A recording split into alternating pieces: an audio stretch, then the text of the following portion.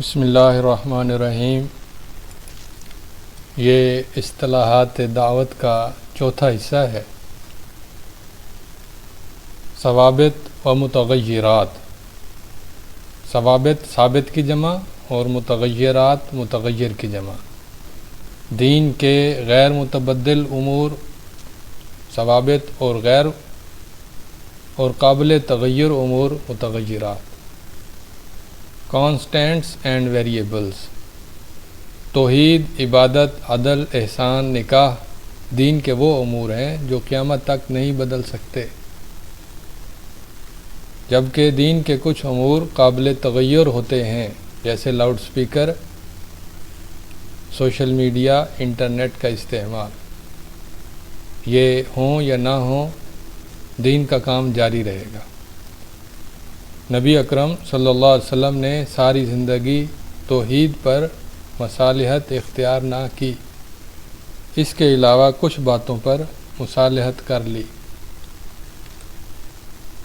ترجیحات، موازنات، اولویات، پریفرنسز۔ دین کے عملی امور میں مصالح و مفاسد کے موازنے سے ترجیحات مقرر کرنا، جیسے حضرت خضر علیہ السلام کا کشتی توڑنا، حالانکہ یہ بظاہر ظلم تھا، لیکن در حقیقت بادشاہ کے بڑے ظلم سے بچنے کا ایک ذریعہ تھا۔ وَلَا تَسُبُّوا الَّذِينَ يَدْعُونَ۔ اللہ فرماتے ہیں کہ تم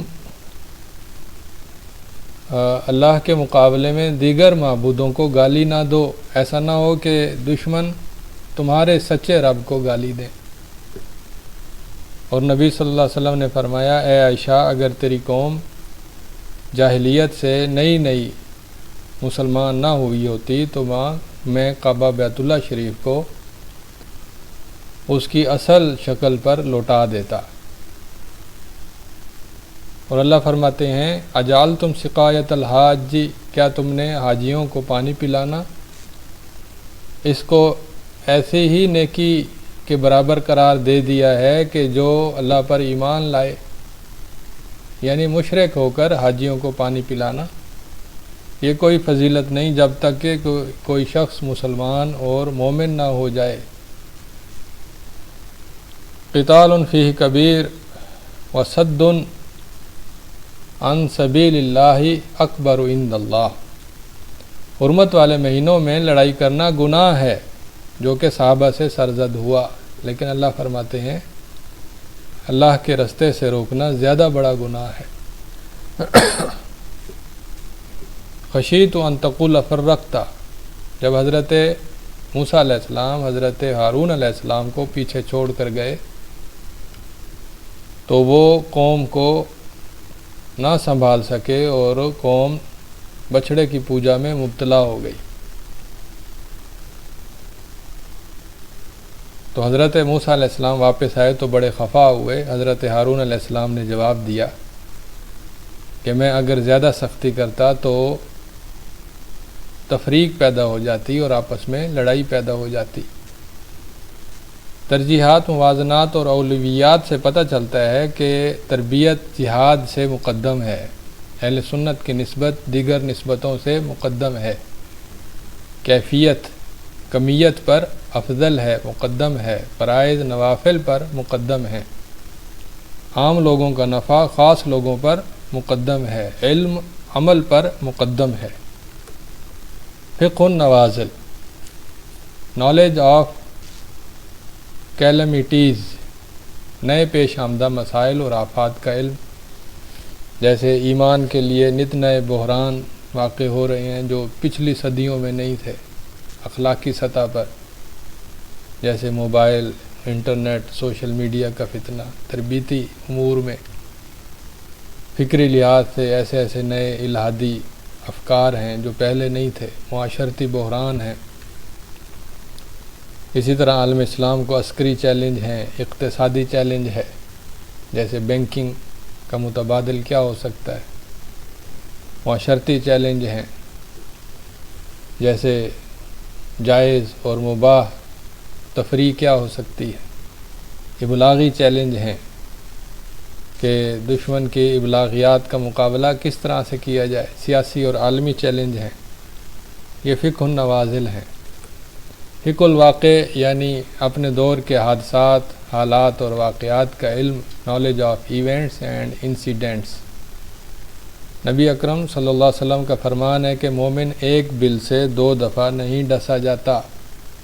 اس سے معلوم ہوتا ہے کہ مومن کو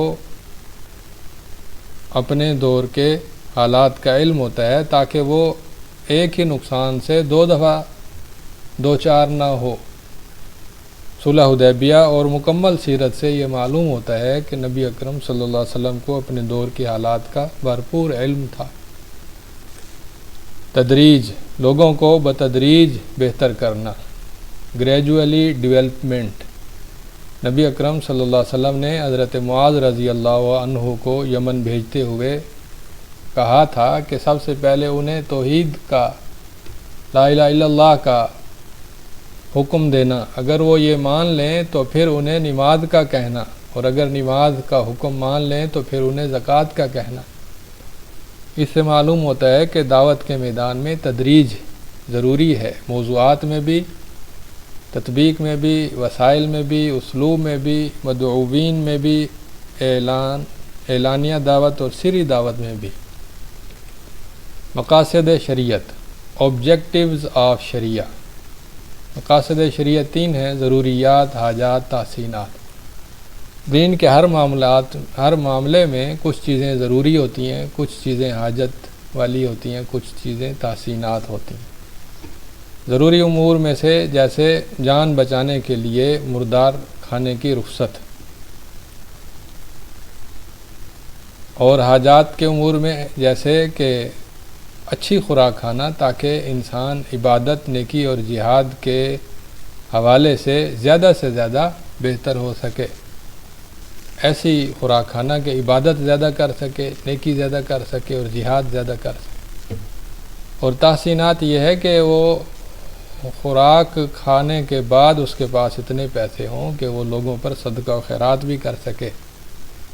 یہ صرف ایک معاملے میں مثال دی گئی ہے۔ اسی طرح دیگر معاملات میں بھی شریعت کے 3 مقاصد ہیں: ضروریات، حاجات، تحسینات۔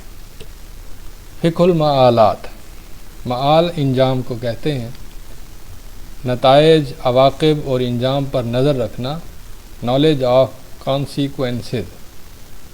جیسے اللہ نے فرمایا لا تسبوا الذین یدعون، وہ لوگ جو غیر اللہ کو پکارتے ہیں ان کو گالی نہ دو، ان کے معبودوں کو گالی نہ دو، ایسا نہ ہو کہ وہ تمہارے سچے رب کو گالی دیں۔ وَلَوْ بَسَطَ اللَّهُ الرِّزْقَ لِعِبَادِهِ لَبَغَوْا فِي الْأَرْضِ، اگر اللہ تمام انسانوں کا رزق وافر کر دیتا تو سب کے سب زمین میں بغاوت پھیلاتے۔ تو اللہ رزق کی کمی بیشی کرتا ہے تاکہ مختلف لوگوں کو مختلف حالات سے آزمائے، اور تاکہ سب کے سب باغی نہ بنے، کچھ حالات کے پیش نظر بہتر بننے کی کوشش کریں۔ دعه لا يتحدث الناس ان محمدا یقتل اصحابہ۔ حضرت عمر رضی اللہ عنہ نے ایک شخص کے قتل کا یا عبداللہ بن ابی کے قتل کا مطالبہ کیا تو نبی صلی اللہ علیہ وسلم نے فرمایا کہ نہیں، اسے چھوڑ دو، اگر اسے قتل کیا تو لوگ کہیں گے کہ محمد صلی اللہ علیہ وسلم اپنے ساتھیوں کو قتل کر دیتے۔ اذن یتقلوا، حضرت عمر رضی اللہ عنہ نے تجویز دی کہ لوگوں کو ایسی احادیث نہ سنائی جائیں کہ جس سے وہ بہت زیادہ خوش امیدی میں گرفتار ہو جائیں۔ تو نتائج اگر اس طرح کے محسوس ہو رہے ہوں تو لوگوں کو خوش امیدی میں مبتلا کرنے کی بجائے انہیں خوف والی احادیث بھی سنائی جائیں تاکہ وہ صرف اپنے نیک اعمال یا اپنی صرف توحید پر ہی بھروسہ نہ کر بیٹھیں۔ یہ فقہ المعالات کی چند مثالیں تھیں۔